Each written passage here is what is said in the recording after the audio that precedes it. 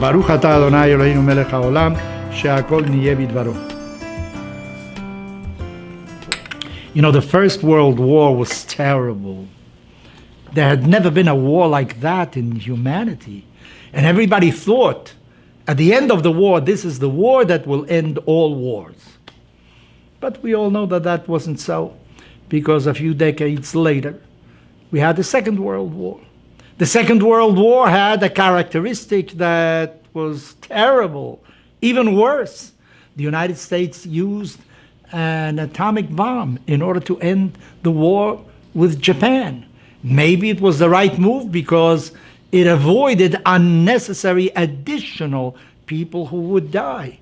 But yet, it opened up a perspective that is terrible for humanity. We now have the power of ending all of the human beings on this earth, erase them from the face of the earth. So maybe this is why there is no Third World War. But there are plenty of little wars, and little wars also take lives. You know, those that die don't make any difference between a world war or a little war. Death is there, you know, and that's the end of everything for them. So we have to be very careful with that. In the case of the Jewish people, of course, the Second World War had something that we call the Holocaust.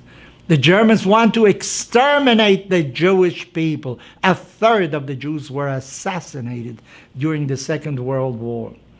Well, at the end of the war, many of those that survived didn't tell their story because they were sure that no one would believe them. How can you imagine that someone would take you into a gas chamber in order to asphyxiate you, in order to kill you, and afterwards to cremate your body? Who would believe that?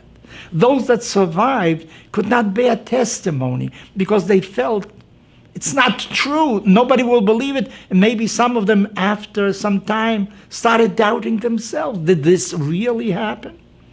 But eventually, of course, it came to the fore. But to this day, there are those that deny the Holocaust, what happened. You know, many people thought, among them myself, even though I wasn't in Europe at the time, but after I heard and read about what happened, this will never happen again. And yet we see there is a resurgence of anti-Semitism in Europe, especially in the world of Islam. There's one country that wants to erase the state of Israel from the map of the world. This is really a war against the Jews. How can you do something like that? How can you want to exterminate somebody else? You know, we read the Torah in the synagogue every Sabbath. This is part of our tradition.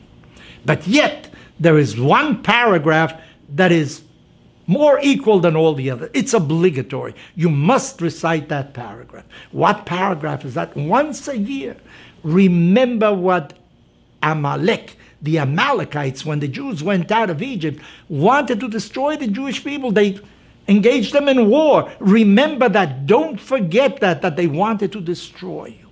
That is obligatory to listen in the synagogue. It's called Zachor, remember.